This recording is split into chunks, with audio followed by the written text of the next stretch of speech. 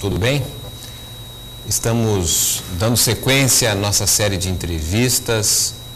São 60 minutos de um debate franco, bem informal, e queremos logo agradecer a sua participação, a sua presença nos acompanhando, a Fundação Perseu Abramo, fundação vinculada ao Partido dos Trabalhadores, que vem fazendo agora, a cada semana, uma entrevista com temas e personalidades que são referências no Brasil e com uma visão bastante atual a respeito de temas instigantes, como é o caso do tema de hoje, o tema da educação no Brasil, a educação como um dos principais ativos fundamentais à transição para o que muitos especialistas denominam sociedade do conhecimento. Nós temos hoje o grande prazer de receber para a nossa terceira entrevista o professor Reginaldo Moraes, professor da Universidade Estadual de Campinas, professor de Ciência Política no Instituto de Filosofia e Ciências Humanas da Unicamp. Por 29 anos ele vem exercendo essa atividade como professor e pesquisador. Além de professor, o Reginaldo Moraes também é pesquisador do Centro de Estudos a respeito dos Estados Unidos e é membro do Grupo de Conjuntura da Fundação Perseu Abramo. Professor Reginaldo, muito obrigado pela sua presença. Nós teremos aqui 60 minutos de debate, dividido em 4 grandes blocos. Os 3 primeiros blocos nós vamos dirigir aqui um debate bastante informal, e o 4º e último bloco é aquele em que a gente recebe a participação dos que nos acompanham através da TV Fundação Perseu Abramo. De imediato, Reginaldo, gostaria que você nos apresentasse como você está vendo o tema da educação no Brasil nesse início do século XXI. Se não causou um certo estranheza, talvez não seja a melhor palavra, mas nas manifestações de junho, alguns cartazes identificavam que os manifestantes, pelo menos uma parte, criticavam o uso do recurso para a Copa do Mundo, para o futebol, e defendendo recursos para a educação e saúde. Isso é uma mudança na mentalidade do brasileiro? Como você vê isso? Bom dia para todos. Eu não sei se isso significa uma mudança, significa talvez um grau de exigência maior com relação à educação. Também, em certa medida, né, você tinha os gritos por mais saúde, mais educação, né, mais médicos, mais educação. As duas coisas foram muito mencionadas nessas manifestações. Em parte também porque, veja, nos últimos 20 anos, eu digo 20 anos, que é um período relativamente longo, mas curto na história do país, né? Nos últimos 20 anos houve muitos avanços na educação brasileira. No ano 2000 praticamente já era universal o acesso, né, à educação básica, quer dizer, toda criança tinha uma escola para onde ir, né? Isso não é pouco, não é? Embora fosse tardio, né? Os americanos já tinham feito isso um século antes, né? Então, mas tínhamos cumprido essa etapa.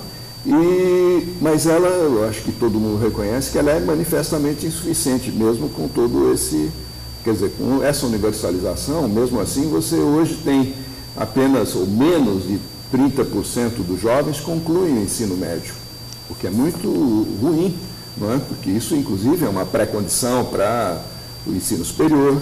30% é muito pouco. É muito pouco também, considerando o fato de que você tem uma discrepância muito grande entre a qualidade das escolas públicas, né, e das poucas e caras escolas privadas, né, do ensino médio, que se traduz depois, né, no ensino superior, numa outra desigualdade. Então, há uma série de insuficiências, desigualdades, que certamente são sentidas por quem já chegou à escola. Quem já chegou sabe que ela é importante. Quem já chegou e quem sente a necessidade dela quando vai trabalhar, quando precisa entender o mundo, quando precisa transformar alguma coisa, não percebe que precisa mais do que tem. E cada vez precisa mais do que aquilo que tem. Perfeito. Isso é um problema que foi sentido, foi manifesto, não só nesses movimentos de rua que houve em junho, mas isso já vem sendo uma coisa O mesmo Plano Nacional de Educação, se você observa no longo prazo, ele foi resultado de muitos movimentos, embates, conferências nacionais. O movimento de conferências nacionais de educação que houve há 2, 3 anos atrás, é um negócio que mobilizou milhares de pessoas no país inteiro, que comprometeu muita gente com esse tema. Então, era de se esperar que a exigência fosse grande. E tem que ser. Claro. Interessante, na sua resposta, você destaca que o processo de universalização do acesso, pelo menos ao ensino fundamental no Brasil, se deu de uma forma tardia. Bem tardia. Bem tardia, não, sem dúvida. Destaco isso porque, de maneira geral, a construção do regime republicano, né, significou pelo menos a universalização do acesso à educação, uma vez que os próprios liberais identificavam que a igualdade de oportunidade numa república pressupunha pelo menos o acesso universal ao ensino fundamental. E, de fato, nós tivemos a nossa transição para a República, isso em 1889, e praticamente até a Constituição de 1988, os avanços em relação à universalização foram relativamente limitados, não obstante a enorme transição do país agrário para o país urbano. Somente nos transformamos num país urbano ainda a partir da década de 1960, não é isso? Então nós levamos praticamente 100 anos, não é, para chegarmos a uma condição de universalização. Tivemos uma república em que parcela significativa dos brasileiros eram considerados analfabetos, quando não analfabetos funcionais, né? A Revolução de 30, por exemplo, né, tinha quase 4/5 da população analfabetos. Exatamente. Né? Então, esse movimento que nós tivemos da Constituição de 88 para cá é que permitiu avançar com uma decisão política, não há dúvida, uma convergência de universalização do acesso ao ensino fundamental. No entanto, quando a gente compara os dados feitos pelo próprio IPEA, demonstrou que essa universalização a partir da Constituição de 88, que foi muito rápida, especialmente a partir dos anos 90, ela se deu como uma universalização do acesso sem elevação dos recursos para a educação relativamente ao PIB. Então, talvez na tua avaliação, o problema de qualidade que você mencionou da nossa educação não está associado a esse movimento muito rápido de universalização do acesso sem elevação dos recursos proporcionalmente ao PIB. Esse é um elemento. Quer dizer, você tem a Constituição abrindo, né, as portas da educação, ampliando, né, a entrada, o acesso, mas acesso não é a única coisa importante na educação. Além do acesso, você tem que ter as condições para o sucesso, não é, para utilizar isso aí criativamente, para isso ter resultados, não é? Acesso é metade da coisa, o sucesso é outra coisa. E o sucesso depende de 2 fatores. Um deles, os recursos, né? E outro, o gerenciamento desses recursos de forma mais ou menos harmônica. Porque a Constituição não apenas abriu essa porta, mas ela, em certa medida, colocou muita importância no regime de cooperação entre os níveis de governo. Governo federal, governo estadual, governo municipal, né? Essa ligação dos 3, essa combinação desses 3 níveis é decisivo para a educação dar certo. Porque a educação, em grande medida, como também saúde, foi também descentralizada, né? Municipalizada e estadualizada, em certa medida, né? De tal maneira que não é importante apenas o tamanho dos recursos, mas o trânsito deles de um lado para o outro e como eles são utilizados lá na ponta. Sim. Porque nem sempre, não é suficiente que o recurso exista, é preciso que ele seja bem, que ele chegue bem no seu resultado, não é? Isto é uma coisa que leva tempo, porque exige, além da combinação dos 3 níveis de governo, o que não é simples, não é? Exige também pressão da sociedade para que isso seja bem feito, não é? Conselhos de educação, no nível estadual, municipal, precisam ser construídos, mas construído não é criar no papel, não é decretar que eles existem. Sim. Eles precisam ser construídos na prática das pessoas, e isso leva muito tempo, não é? De certa medida, aquele Plano Nacional de Educação, de 10 anos, constituir, né, estruturas, né, no plano estadual, municipal, etc., para gerenciar esse crescimento, né, de acesso e de sucesso, isso aí é alguma coisa que depende de muita energia, de movimentos, e não se cria por decreto, né? E o recurso é um problema também grave, né? Embora tenha, olha, nos últimos 10 anos, em especial, se você observa a quantidade de programas que têm melhorado as condições de acesso, mas também de sucesso, não é pouca coisa. O Brasil tem hoje o maior programa, não, é o segundo maior programa de livro didático do mundo. O primeiro é o da China, o brasileiro é o segundo, e aqui tem uma vantagem que os professores participam da seleção dos livros, né? Então isso os envolve, né? Mais, né? Mas é um programa enorme. E em 2006, 2007, não me lembro bem, ele foi estendido ao ensino médio, não é? Sim. Então você tem um programa que é absolutamente fundamental justamente para o sucesso, que é a criação e a disponibilização de material didático para essas crianças e jovens. Tem um programa de merenda escolar que também é o segundo do mundo. A gente está no segundo sempre, porque tem países que a China é desse tamanho. O primeiro é o da Índia, o primeiro da merenda escolar é o da Índia, então isso imagina o tamanho da Índia. Claro. Mas um programa que é absolutamente fundamental. Muito do sucesso da educação não depende daquilo que se traduz diretamente como gasto em educação, claro, ou como atividade pedagógica. Depende do contorno, depende da renda, da qualidade da vida na família, depende de onde lugar do lugar onde a pessoa mora, depende do tipo de vida que ela leva para ter sucesso. Depende da saúde dessa criança, desse jovem. Coisas banais, né, que atingem toda criança, otite, asma, miopia. Para crianças de classe média, crianças ricas, isso se trata, se cura e não tem sequela na aprendizagem. Para criança pobre, isso pode resultar em dificuldade de aprendizagem. Isso que a gente chama de distração, muitas vezes, é o quê?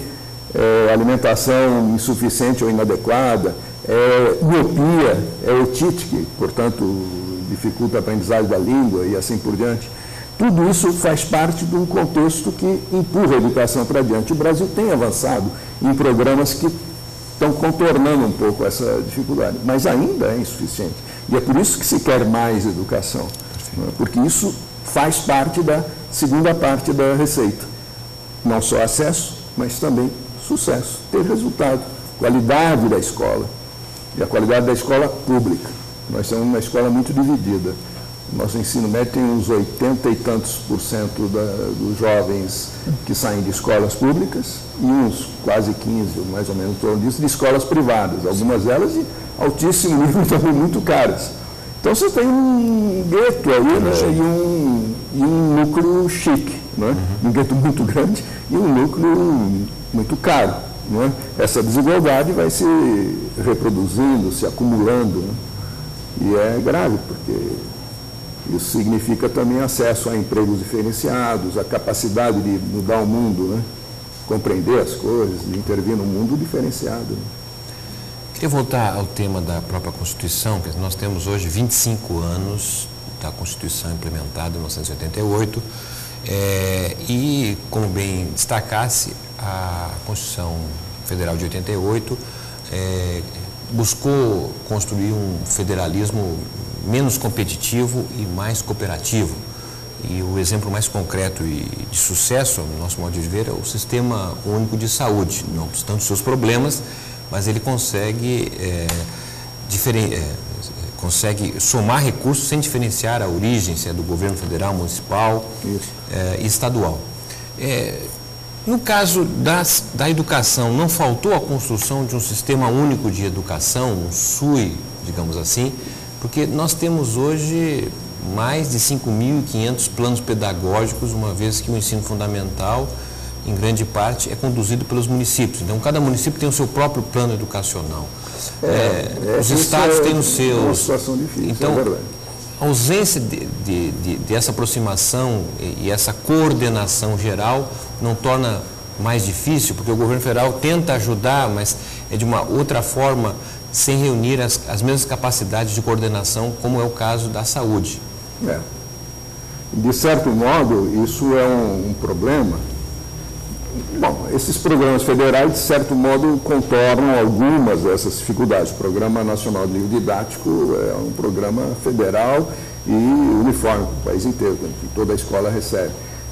O programa de merenda também, né? Há uma certa... A política dos fundos para a educação também visa compensar, né? Situações de desigualdade. Aliás, toda a política de fundos, né, de participação, fundos transferência de renda do ponto de vista regional, etc. Tudo isso é um jeito de contornar as diferenças dentro da federação, né? Mas é evidente que isso precisa ser aperfeiçoado, né? E no caso da educação bastante.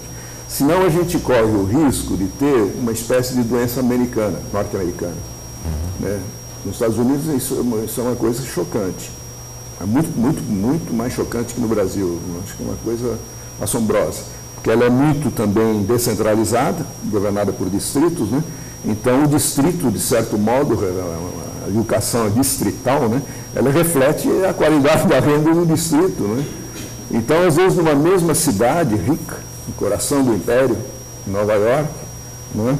Você tem uma estação 58 do metrô, ao lado do Central Park, uma renda média de $100 e tantos mil, uma escola pública de boa qualidade. Sim. 15 minutos de metrô ao norte, no sul do Bronx, né? Você tem $15 mil de média de renda, e uma escola, olha, eu vi uma dessas escolas, é uma coisa assombrosa, as crianças não têm livro didático suficiente, elas têm que dividir o livro didático. No inverno a escola é mal aquecida, as crianças têm...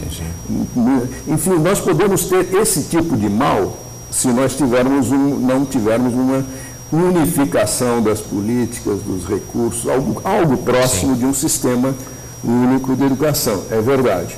Sistema único de educação não quer dizer criar o mesmo padrão didático, pedagógico, tal, porque há diferenças regionais que são importantes, né? Para serem levados em conta pela escola, né? E não adianta criar por decreto, padronizar por padronizar, né? Mas você tem que ter um mecanismo de compensação que reduz as desigualdades. Né? Você tem isso em certa medida com o SUS, teria que ter, né? Sim. Eu acho que as políticas federais, do tipo livro didático, merenda escolar, programa Mais Escola, programa médico nas escolas, né? Saúde nas escolas, o programa ou a legislação, que vai demorar para ser bem implementada do piso salarial para os professores, isso é decisivo, né? Justamente para você garantir, né, essa relativa homogeneidade ou relativa igualdade de acesso e de sucesso. Nós já tivemos também uma intenção de reformulação da estrutura do sistema educacional quando foi levantada a possibilidade de o Ministério da Educação e Cultura focar fundamentalmente o ensino fundamental e médio, transferindo as responsabilidades da educação, do sistema do ensino superior, para o Ministério de Ciência e Tecnologia. Você acha que isso é uma mudança? Não, já houve uma discussão a esse respeito. Eu me lembro que no começo do governo Lula havia essa discussão dentro do Ministério da Educação. Se não me engano, era um pouco o que pretendia o ministro da ocasião, o Cristóvão Buarque, não é? Mas eu acho que mais porque ele queria se ver livre das universidades federais, não se dava bem com gerenciar aquele sistema, então chegou a propor algo parecido com isso, não é? Eu não sei se é necessariamente esse o problema, não é? Não sei se é isso que resolveria o problema, não sei se essa seria a solução para o problema, né? Mas o fato é que nesses mais de 10 anos de governo Lula e Dilma, mudanças estruturais administrativas no Ministério da Educação praticamente não ocorreram, exemplo de outros ministérios, não é isso? Verdade. O INEP atualmente passa por uma certa reformulação, tendo em vista até a necessidade de acompanhar os sistemas de avaliação, etc., mas mudanças estruturais praticamente o Ministério não teve e registra uma estrutura que vem vindo há muito tempo já, né?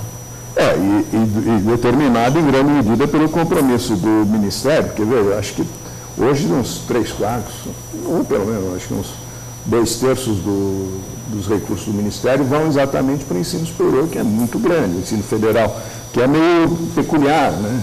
O Brasil é um dos poucos países do mundo que tem esse sistema federal de educação superior com esse tamanho, não é? Não é assim, bom, acho que o nosso modelo é meio francês nesse sentido, né? Nacionalizado, não é? Mas não é assim o alemão, o americano, E isso compromete grandemente o Ministério com esse lado da coisa, né? Com o ensino superior. E o ensino superior, muita gente pensa no ensino superior nas universidades federais, nas 40 e tantas universidades federais. Mas não é só isso, e esse também é um outro complicador. O sistema de ensino federal inclui também os institutos federais de tecnologia e ciência, antigos Cefetes, que foram transformados, e que contemplam ensino técnico, ensino médio técnico e ensino superior técnico. Né? Então é uma rede muito mais ampla do que o ensino superior. E está se expandindo. Hoje já são quase 170 unidades de ensino no país, são 40 e poucos institutos, né? Mas como eles têm as unidades satélites, campos diferentes, tal, deve ter uns 170 ou 180 unidades de ensino. Isso é uma coisa capilarizada, o que é muito importante. Essa descentralização também das escolas técnicas e superiores. Então, de certo modo, não é só ensino superior. Não é um ensino superior que está muito imbricado com o ensino técnico e médio. Né?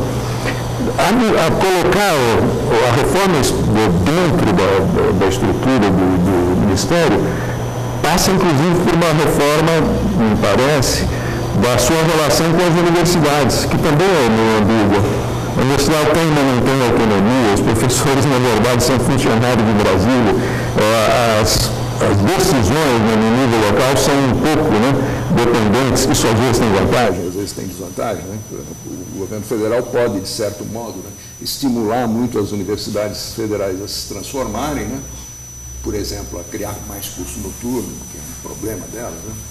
Criar mais curso noturno, descentralizar-se, ir para fora da sua sede, etc., porque tem esse controla as rédeas, digamos. Mas isso traz uns outros problemas. A centralização excessiva pode também ter problema na gestão dos recursos, na rapidez das decisões e assim por diante.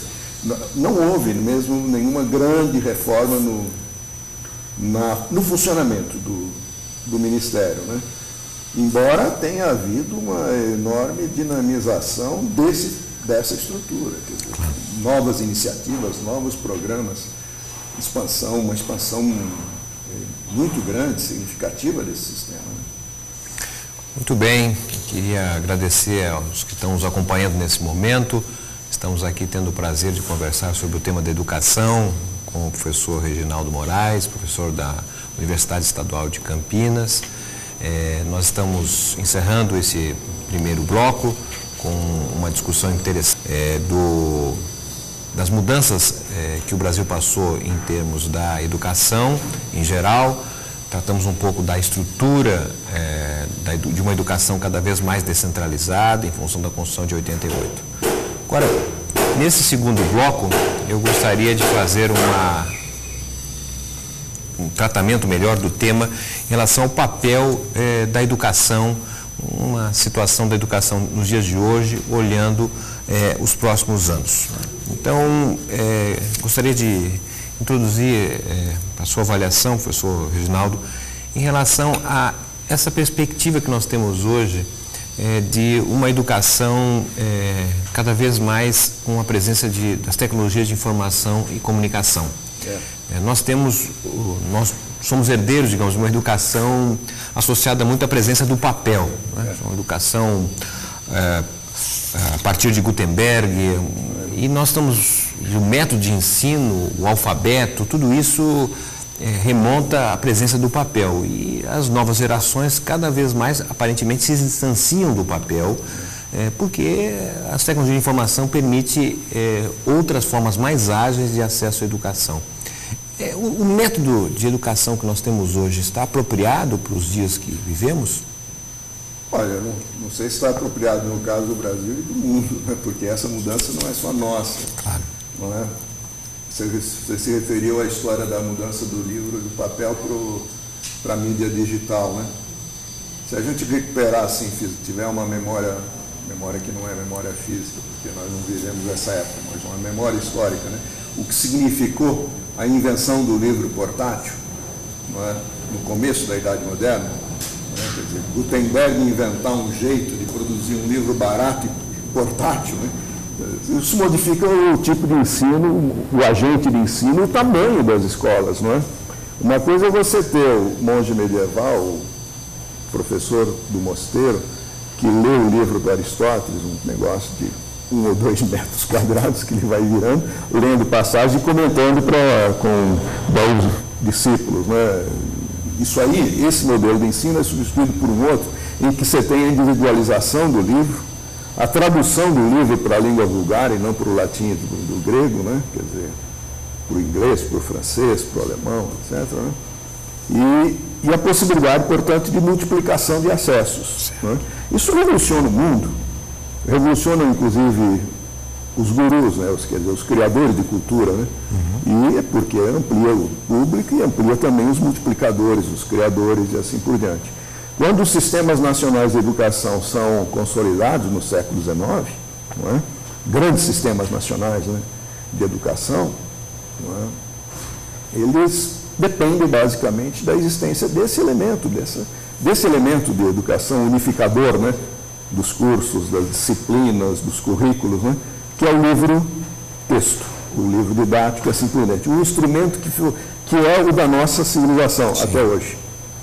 Isso é um jeito de relação com a cultura que, de certo modo, está sofrendo um impacto nisso que você chama as novas mídias, as novas tecnologias, o que se tem chamado, né, tecnologias de informação e comunicação, que serão cada vez mais importantes para o processo educativo e que necessitam de novas linguagens, novos jeitos de tratar a transmissão de conhecimento e a conexão entre quem aprende e quem ensina, não é? A interação. Não é? Aliás, são tecnologias muito interativas. Não é? O livro didático também é. Não é? O livro didático é pensado para que o estudante force também a sua autoaprendizagem, faça exercício em casa, se corrija, etc. Só que as novas tecnologias são muito mais interativas do que o livro didático do papel. Então, elas exigem também a criação de formas novas.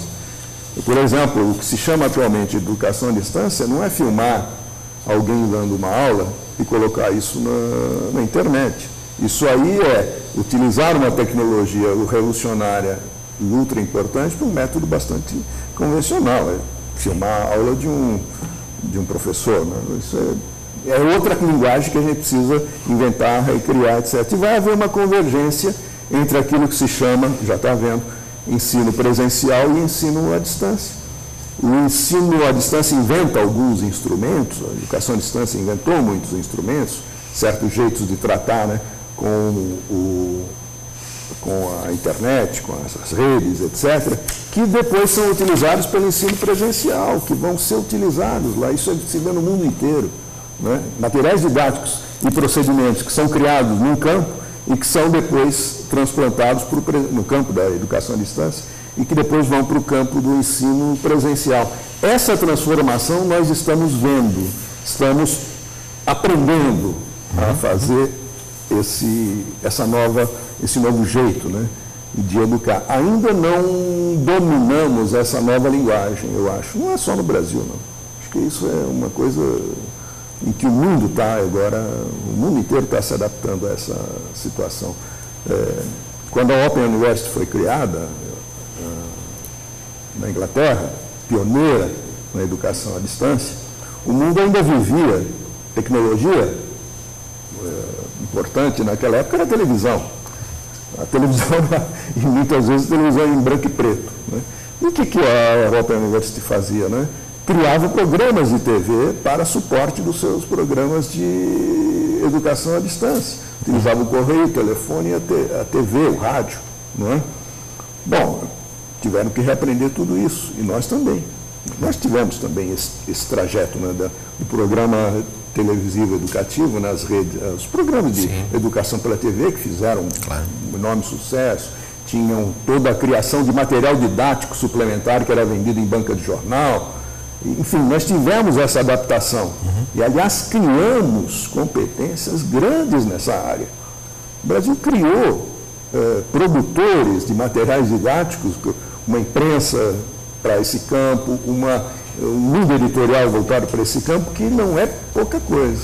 Não é? Só que isso aí tem que ser transplantado e remanejado, e mudado completamente para essa utilização das tecnologias mais interativas.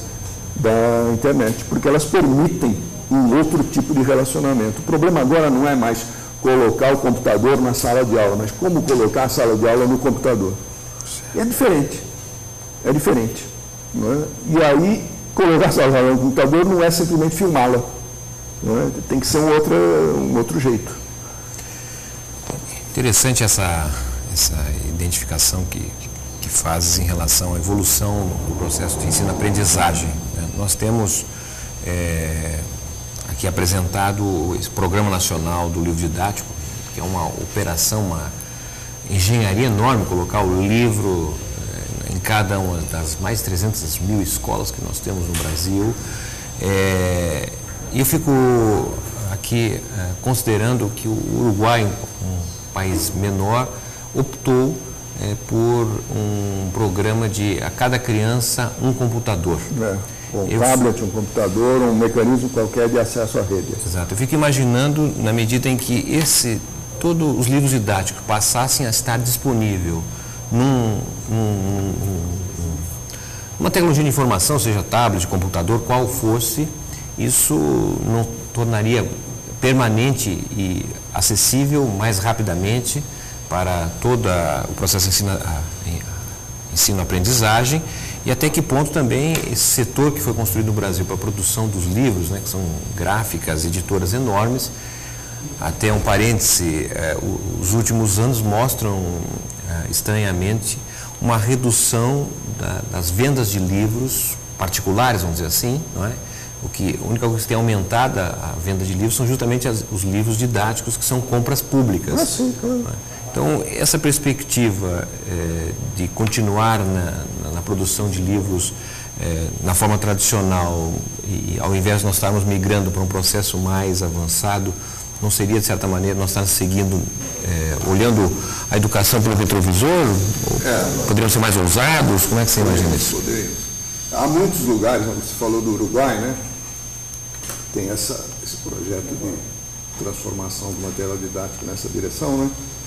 Mas há estados americanos, por exemplo, que já realmente têm programas de compra de livro didático e que optaram por desativá-lo e substituí-lo por tablet com material didático. O estado do Washington, não a cidade do Washington, o estado do Washington, na costa oeste, optou por enfim, baixou o seu congresso decidiu essa coisa, essa mudança.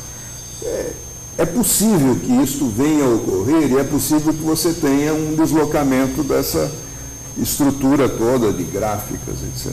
Mas o problema do livro didático é que ele não é feito de papel. Assim como o computador não é feito de silício, é feito de lógica, o essencial ali é a inteligência, é o desenho dos circuitos, não o circuito. O livro didático é feito de inteligência, de jeito de produzir, de jeito de fazer a informação se transformar em educação, não é? Então, essa competência que eu digo, essa máquina de produzir, né, material didático, é que eu acho que a gente, de certo modo, é um ativo que o país construiu com a técnica de produção de livros didáticos. Isso não necessariamente precisa ir para o papel. Isto pode ser recriado para circular por outra mídia. Não é só o problema da distribuição, é o problema da produção de papel, que é cara, depois do transporte, da distribuição também, do transporte, tudo isso, né? E da atualização. Sim. Uma coisa é você atualizar um livro didático e substituir todos esses livros didáticos nas 300 mil escolas no ano, 1 ano, 2 anos ou 3 anos, substituir, ou substituí-lo na sua fonte transmitida pelo tablet. Aí você tem um outro problema, que é a indústria do suporte material para isso, a indústria do computador, do tablet, etc. Então você tem um outro tipo de indústria ligada a esse, um outro tipo de interesse também, né? Óbvio. Né? É preciso ver em que medida você não vai inventar, houve uma certa ocasião que no Brasil se inventou que todas as escolas iam ter que ter uma antena parabólica, numa época em que a antena parabólica era uma espécie de símbolo da modernidade, né? Uma antena paranoica, como se dizia humoristicamente. Né? Bom, aí eu sei que o governo brasileiro andou comprando não sei quantas antenas parabólicas para depois descobrir que não tinha energia elétrica para operá-las e não tinha como elas... Enfim, isso é um risco que se corre, né? O risco do engenho novo é que você tem que preparar as pessoas para receber um engenho novo, não é? E preparar um engenho novo para que ele seja um facilitador e não um complicador, não é? Isto não é difícil, porque os engenhos novos são relativamente fáceis de operar. Aliás, quanto mais jovem você é, mais facilmente você opera, não é? Você já nasce dentro dele. Problema geracional. É um problema geracional também, não é? Então, nós podemos estar caminhando nessa direção e, quem sabe, isso facilite muita coisa na universalização das boas mídias. Não é? Perfeito. Muito bem. Estamos aqui concluindo o nosso segundo bloco, que tivemos a oportunidade de destacar aqui as novidades em relação à tecnologia digital, em relação ao processo de ensino-aprendizagem, e vamos de imediato entrar no nosso terceiro bloco, ainda com questões diretas, antes de receber as perguntas, as considerações dos nossos internautas. Quero convidá-los, aos que estiverem interessados, de fazer a sua pergunta ao professor Reginaldo, professor aqui da Unicamp, que está trabalhando no tema da educação. Você pode mandar a sua questão, a sua consideração diretamente no nosso sítio www.fpabramo.org.br, pode também através do Facebook ou mesmo o e-mail. E no quarto bloco nós então estaremos em condições de apresentar as perguntas aqui diretamente para o professor Reginaldo.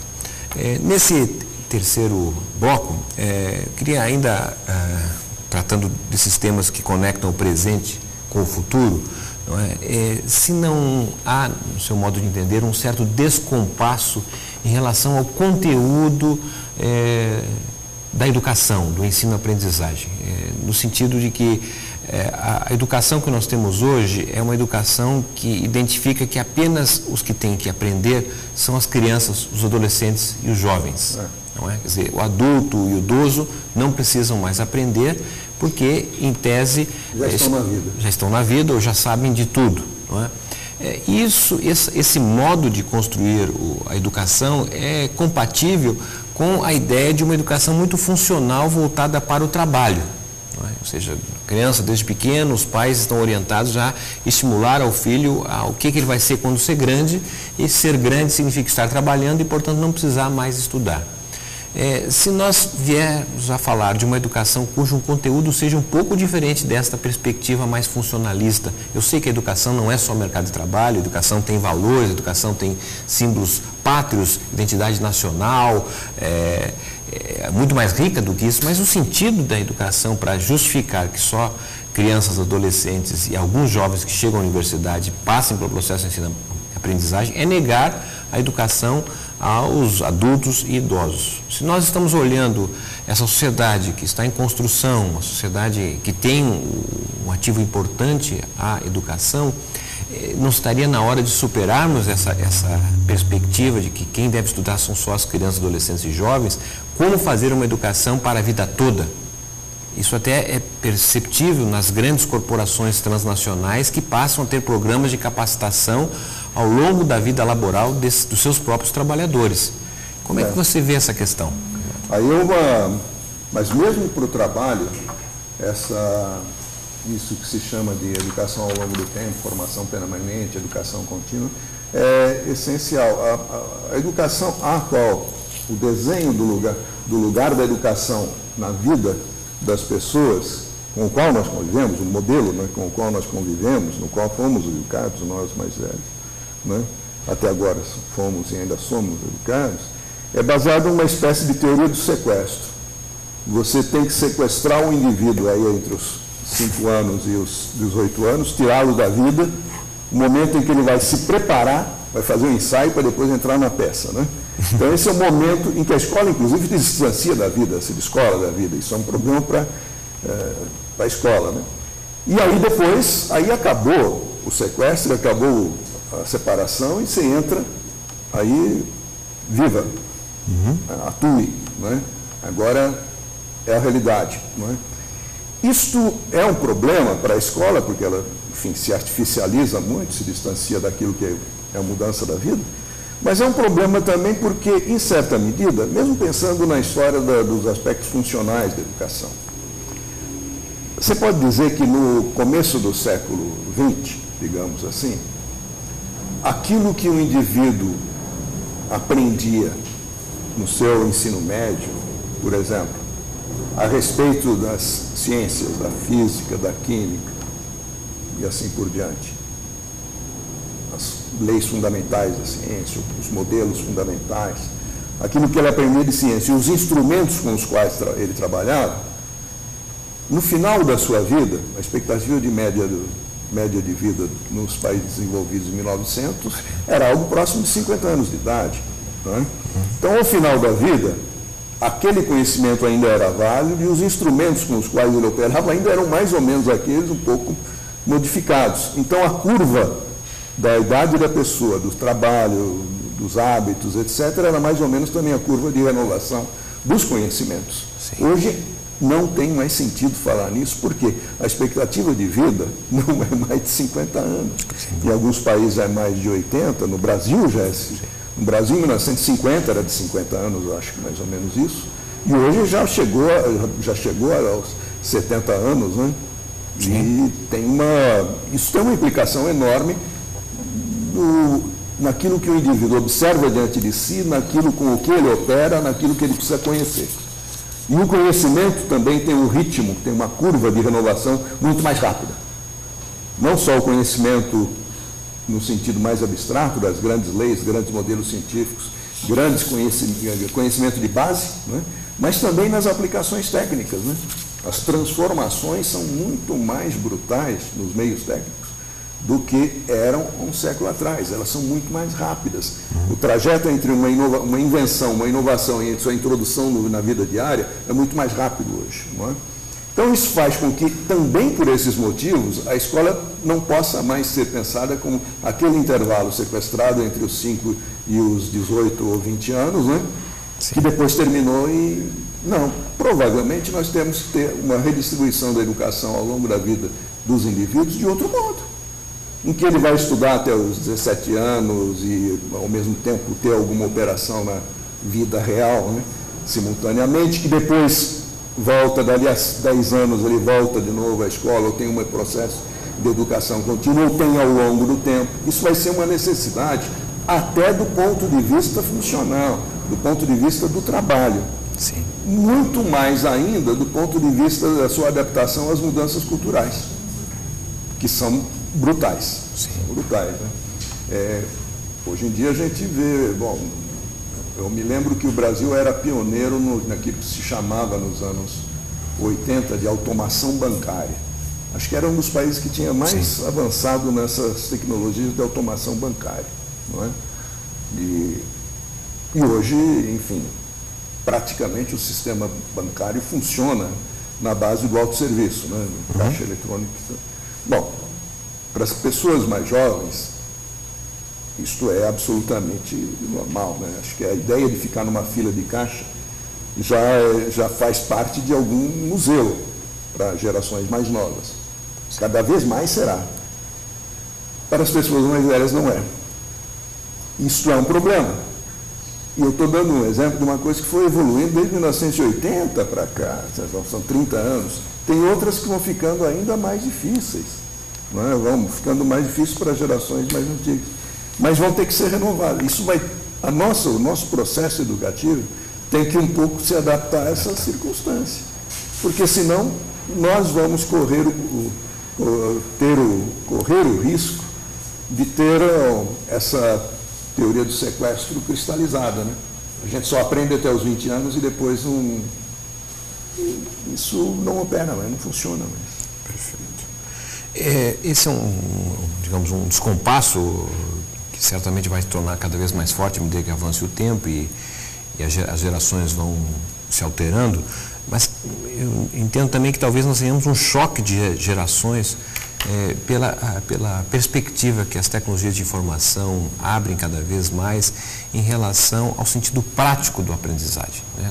Do imediato, do valor utilidade da aprendizagem, quer dizer, a cultura cada vez mais fast foods. E a educação que nós temos é uma educação que, na verdade, abre uma perspectiva muito mais ampla do que o imediato, né? Até quando nós olhamos a propaganda que se abre em relação aos cursos de capacitação profissional, quer dizer, uma tentativa de fazer com que a nossa educação responda às exigências do mercado de trabalho, é um grande risco, porque o mercado de trabalho se altera ao longo do tempo e a educação tem que ter uma perspectiva muito mais ampla em termos de valores. Então, se não temos um choque geracional na medida em que os jovens, os adolescentes criticam porque não vê muita utilidade naquela aprendizagem, enquanto que a forma de manusear a internet, por exemplo, lhe abre algo muito mais imediato, né? Sem falar que a cultura dos jogos, que tem sido hoje um ramo cada vez maior em termos de ocupação do tempo, não é? Que torna muito mais instigante a concentração do indivíduo do que concentrar os indivíduos numa sala de aula. Então, é um choque de gerações. Como é que você vê isso? Mas isso aí, veja, Márcio, essa é uma coisa, o Dewey mesmo, há muito tempo atrás, dizia, olha, preciso ter cuidado com o chamado vocacionalismo precoce, né? Porque há conhecimentos de longo prazo e há conhecimentos de curto prazo. Há conhecimentos que atravessam com você a sua vida inteira e que são fundamentais e essenciais para os outros conhecimentos, né? Por exemplo, muito óbvio, aprender a ler e escrever é uma coisa, é um conhecimento de longo prazo, vai atingir você, né, em tenra idade e vai ser essencial durante toda a sua vida. Até para você saber o que é uma ordem alfabética, por exemplo, para consultar um guia. Até para isso, não é? E há conhecimentos de curto prazo e que esses se renovam com muita frequência, com muito mais frequência, e que você precisa atualizar muito mais rapidamente. Combinar essas duas coisas, conhecimentos de longo prazo e conhecimentos de curto prazo, isso é uma coisa difícil. E a escola, tem uma parte da escola que tem que trabalhar com conhecimentos de longo prazo e exigem, às vezes, uma paciência e um tempo diferente. Ele precisa, né, de mais tempo para amadurecer, não é? Tanto para o ensino quanto para quem aprende, não é? Agora, o conhecimento de curto prazo, não, ele pode ter esse efeito mais rápido, etc. E pode, às vezes, ter contraindicações. Você mencionou essa história dos jogos. O jogo é uma forma de simular a vida para você aprender simulando a vida, né? É um jeito interessante de aprender, né? Isso, às vezes, tem um risco. Por exemplo, um jogo de guerra. Muito interessante para você aprender estratégias de guerra, conflitos e assim por diante. Mas ele não tem dor. Ele não tem custo. O que se aprende sem dor e sem custo, às vezes, pode ser perigoso.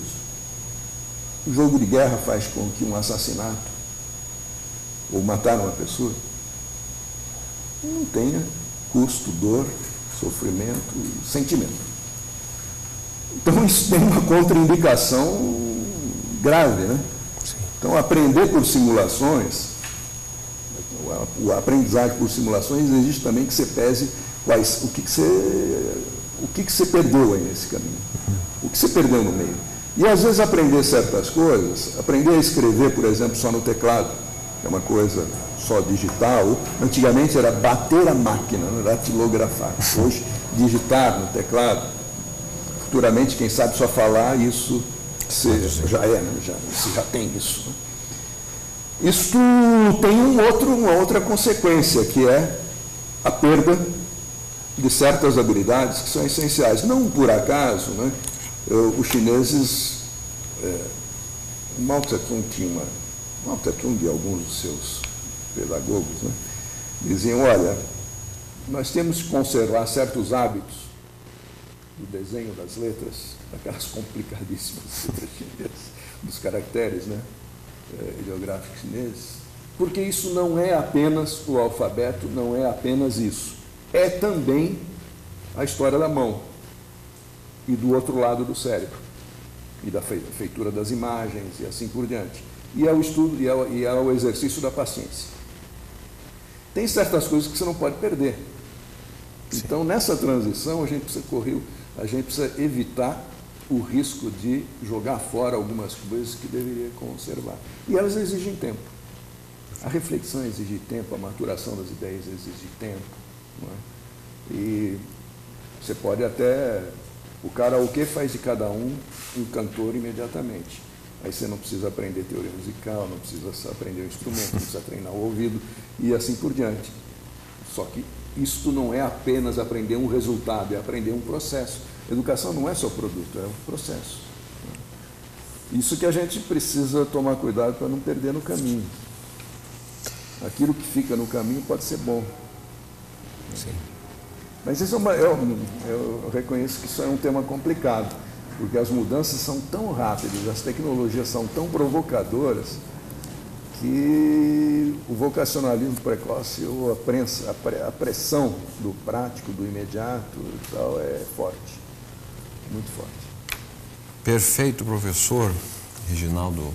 Estamos tendo essa oportunidade, essa verdadeira aula, a partir da sua visão da educação como um processo de transformação e os desafios da educação para os próximos anos. Nós aqui concluímos o terceiro e penúltimo bloco de questões e considerações do professor Reginaldo, professor da Unicamp, e agora vamos ao nosso último bloco, que é aquele bloco constituído pela participação de você, internauta, que nos acompanha, e aqui o nosso agradecimento por esta oportunidade de utilizar essa nova forma de interação pelo diálogo, utilizando justamente a internet através da TV Fundação Perseu Abramo. E nós temos aqui várias questões que foram formuladas e vou tentar fazê-la de tal forma que a gente possa usar nossos 15 minutos da melhor maneira. Introduzo uma primeira questão de José Alberto, que questiona a respeito da política educacional atual, se não haveria um viés entre a defesa da educação pública de qualidade e o crescimento da educação privada, seja na forma do ensino superior, seja na forma do próprio ensino técnico, pelo repasse que o recurso do Pronatec vem sendo constituído no período recente brasileiro. Como você avalia essa questão da relação Estado e mercado na educação? Tem algumas áreas em que ela avançou muito mais e é extremamente preocupante, e outras em que ela está avançando, né, mais lentamente. No ensino superior é muito visível, né? Você tem o ensino superior brasileiro é dominado por um grupo de instituições privadas, quer dizer, um número maior de matrículas, 80% das matrículas em alguns estados, mais do que isso, né? Concentrados em instituições privadas, e às vezes algumas instituições oligopólicas, né? Grupos enormes, né? Que controlam um número muito grande de matrículas. São inclusive grandes empresas com fundos financeiros que as possuem, né? As empresas são grupos financeiros com fins lucrativos. Isso é um enorme problema. É um enorme problema porque você tem o conflito entre duas lógicas, o conflito entre a produção do lucro e a produção e a disseminação do conhecimento. Essas duas coisas nem sempre vão juntas, né? É um modelo que é praticamente único no mundo. Nenhum país no mundo tem esse tamanho do ensino superior com fins lucrativos que tem no Brasil, essa dimensão, não é? Mas isso não acontece só no ensino superior. No ensino médio, por exemplo, não é? Eu disse agora há pouco, né? No ensino médio você tem 80 e tantos % dos estudantes, né, nas escolas públicas, né, e alguma coisa como uns 15% em escolas privadas, que são caras, né, que são também, né, grandes grupos, que têm sistemas, né, de educação próprio, praticamente, né, e que, enfim, produzem o que se pode chamar de elite do ensino médio para depois ter acesso ao ensino superior de qualidade, não é? Isso é extremamente preocupante, porque você tem um funil de classe, é um funil basicamente de classe, não é só de classe de renda, mas de classes que se reproduzem do ponto de vista social, se acumulam, né? Desigualdades se acumulam. Como os monopólios, na perspectiva weberiana, né? Os monopólios sociais que se constituem através da educação. Né? Constituem-se através de sistemas educativos. Né? Você tem uma monopolização desse tipo, e no Brasil isso é muito preocupante. No ensino técnico profissional, isto já é uma realidade faz tempo. Mesmo nas ambiguidades do que se chama de sistema S, né? Que é alguma coisa que existe com dinheiro, né? Com um dos monopólios do Estado, que é o monopólio da taxação, de recolher dinheiro através da taxação, não é? E que depois é colocado numa instituição que é gerenciada privadamente, não é? E faz questão de dizê-lo. Não é? Isso é um enorme problema. Pode ter funcionado, pode funcionar, tem várias virtudes, mas é evidente que isto gera problemas, não é? Gera muitos problemas.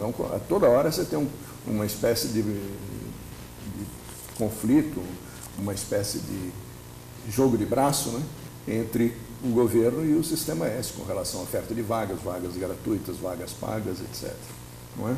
E no caso do ensino profissional, isto é também preocupante. No Pronatec, por exemplo, você tem uma abertura para a oferta privada que é mais ou menos óbvia, né?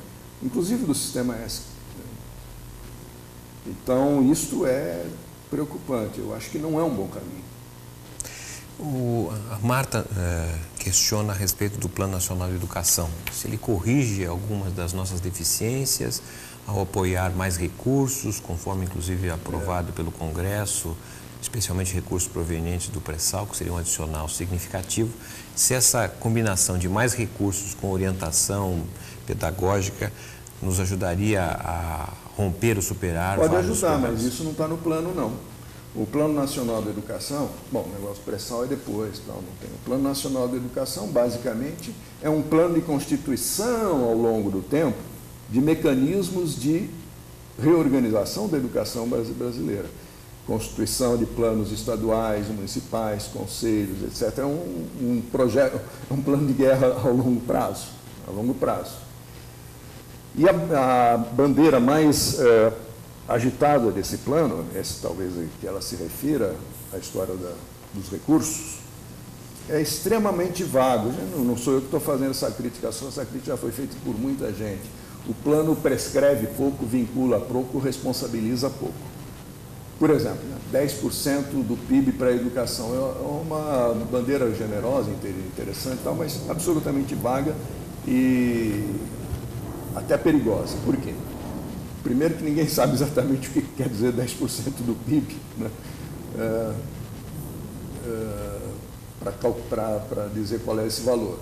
Segundo, que é o seguinte, se daqui a 5 anos você fizer as contas, o que é o gasto do país em educação?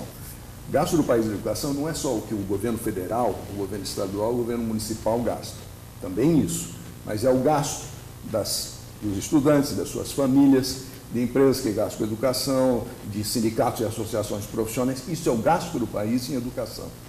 Isso. Não é só o gasto governamental, embora o gasto governamental seja muito grande.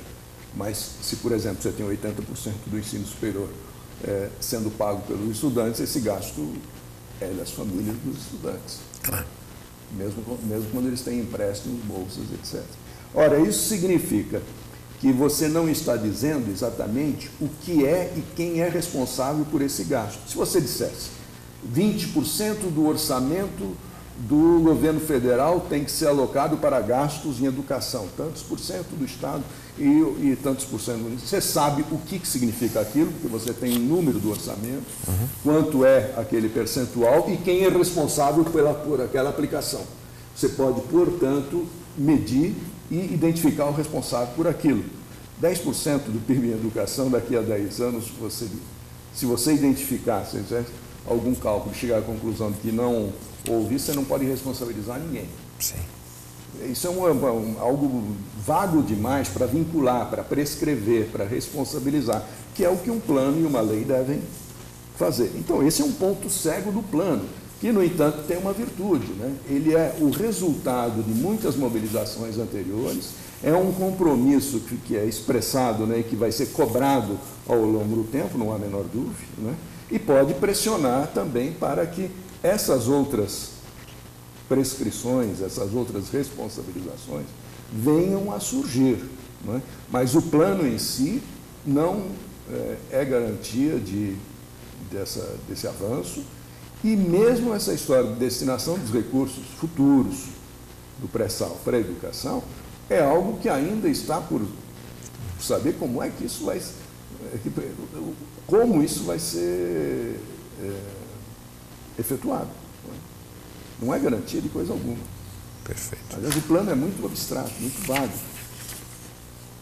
Bem, e temos outras questões aqui, como a questão das condições de trabalho, especialmente dos profissionais da educação. A Isaura Rodrigues, professora aposentada, me pergunta a respeito das condições, muitas vezes precárias, que os professores possuem para exercer a sua atividade. Falta, inclusive, melhor formação ao longo do tempo, uma carreira reconhecida, tendo em vista, inclusive, especialmente em municípios, a expansão de formas terceirizadas de educação.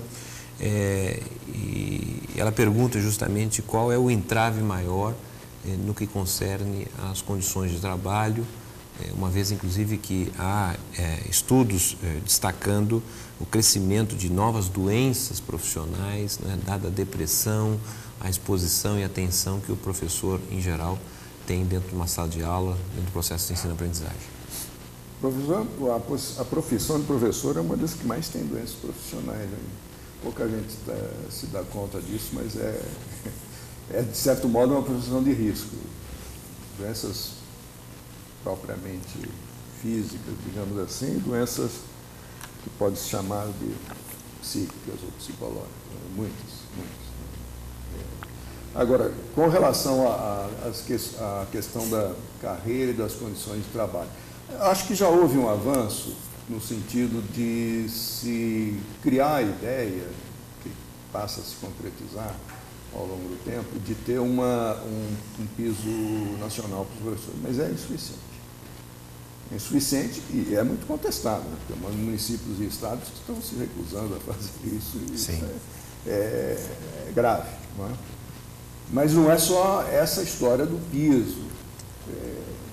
É impossível um professor trabalhar bem para os seus estudantes e para si mesmo, né, para a sua própria vida, né, pulando de escola para escola, dando aulas enlouquecidas em ambientes perigosos, insalubres, etc. Isso significa mudar as condições de educação, e não apenas de educação, as condições sociais em que as crianças vivem, suas famílias vivem, os professores vivem. Há escolas que são um risco de vida, isso é verdade. Há muitas escolas em cidades do Brasil que são governadas pelo submundo do crime.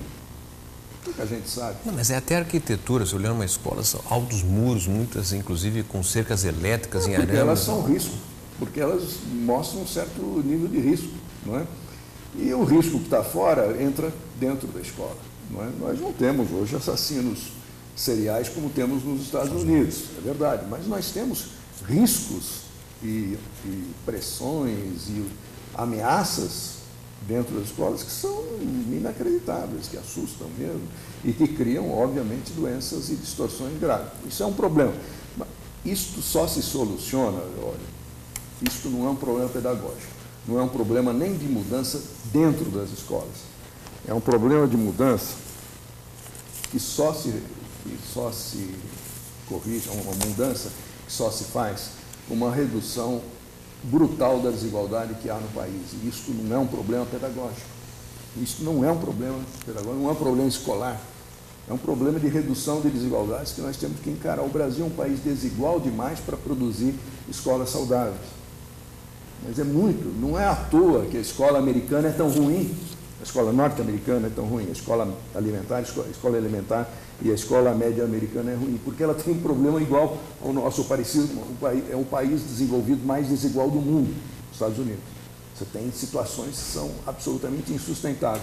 O Brasil tem um padrão meio americanalhado de desenvolvimento, quer dizer, um padrão de desigualdade tão brutal, que não há escola que corrija. Isso é aquilo que nenhuma escola pode fazer. Não adianta. Você tem que transformar essa desigualdade. Isso não quer dizer que a escola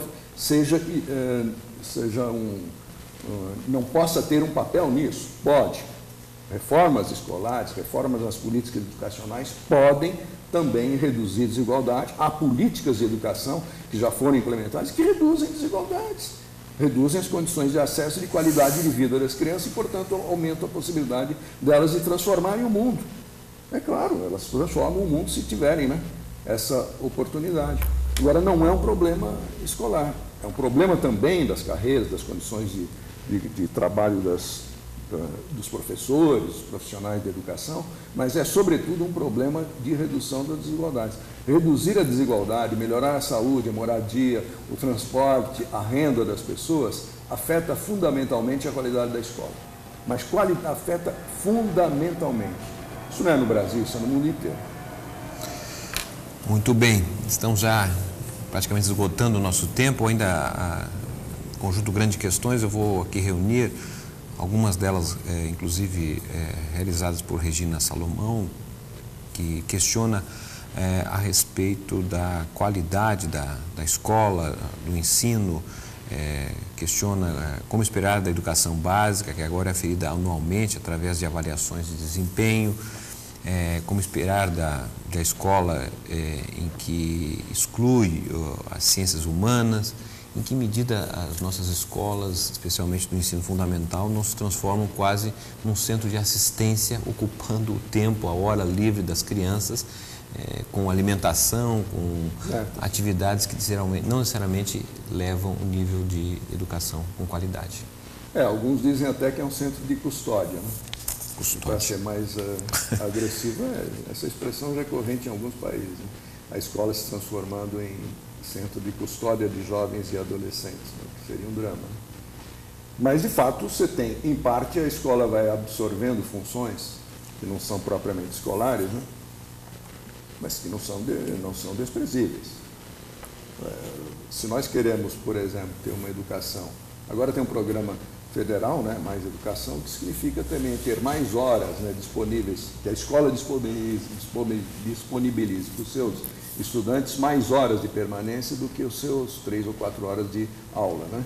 Que volte à tarde, se estuda de manhã, volte à tarde para ter outras atividades, e assim por diante. Enfim, nós estamos rumando para um modelo em que talvez a escola tenha 6, 7, 8 horas em que as crianças jovens fiquem dentro da escola. Isso implica também em ter atividades que não são propriamente escolares, que são atividades que implicam em melhoria da sua alimentação, na sua cultura geral, nos seus hábitos culturais, em atividades esportivas, enfim, que não são propriamente ou convencionalmente classificadas como escolares, né?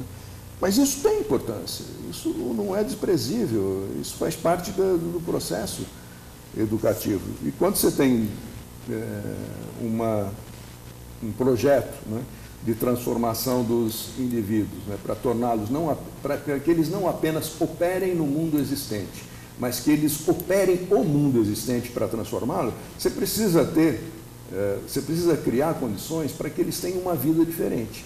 Criar uma vida diferente significa, de certo modo, oferecer condições para que ele tenha atividades que não são apenas de sentar numa sala de aula e ter aula de geografia, de sociologia ou de humanidades, etc., mas que tem outras atividades ao longo do dia. Isso é mais importante ainda para chamar as classes populares. Se as mães vão para o trabalho de manhã e não têm onde deixar as crianças, de certo modo elas vão deixar num centro de custódia, né? Num lugar onde guardam as crianças, né? Bom, então, se as crianças vão ser deixadas nesse ambiente, é melhor que eles não sejam essa casa de custódia, que elas sejam ambientes criativos, ambientes agradáveis, ambientes que enriqueçam o indivíduo, não é? Você tem que transformar a escola e a escola vai ter que ter essas funções adicionais. Bom, mas já se fez isso em São Paulo muitas vezes, já se faz isso em centros. Eu me lembro que a criação mesmo dos programas da Prefeitura do PT em São Paulo, na gestão da Marta, eram voltados para esse fim, atingir as crianças pobres, ter programas dirigidos para elas, porque elas eram atingidas por desigualdades que não eram corrigidas pela escola, transporte, material escolar, alimentação, renda mínima, etc. Criação dos céus, para que não apenas as crianças tivessem para onde ir, né? Nos outros horários, nos fins de semana, etc., mas para que elas tivessem outras atividades que não aquelas especificamente escolares. Nos céus, praticamente, nos céus, muita gente que nunca foi ao cinema foi um dia num céu. Nunca foi um cinema. Havia gente entrevistada nas entradas dos céus, né? E que diziam que tinham 50 anos de idade e nunca tinham ido ao cinema. Nunca tinham visto o que era as suas crianças nadarem numa piscina, terem acesso a uma piscina. Essas coisas que fazem parte do processo civilizacional estavam sendo negado a essas crianças e esses adultos. Criar isso através do sistema escolar ou das políticas educativas é extremamente importante, porque essas pessoas merecem o direito de ser gente. E pela primeira vez sentiam que eram gente. Isso faz diferença. E a última questão aqui das várias que ficaram, infelizmente, vamos passar para você, se puder por internet respondê-las, da Regina Silva, de Sorocaba. Ela pergunta a respeito da aplicação do método Paulo Freire via internet no ensino à distância. Não tem ideia, né? Alguma imaginação tem que ser posta aí, porque ele foi pensado, o jeito, né? Paulo Freire de educar foi pensado para uma outra condição. Mas se ele é baseado fundamentalmente na ideia de que a pessoa aprende e ensina simultaneamente, e aprende com aquilo que tem na vida, e que esta relação é mais importante do que o conteúdo, não é? Ou o conteúdo estritamente falando, não há... Isto não depende da mídia, né? Não depende da mídia. Né? Isso, mas é uma coisa, enfim, isso é uma das coisas que precisa ser imaginado. Para isso, tem que pensar. Muito bem. E com essas palavras, nós encerramos aqui a nossa entrevista com o professor Reginaldo Moraes. Muito obrigado, Reginaldo, por nos acompanhar. Pela oportunidade. Sem dúvida.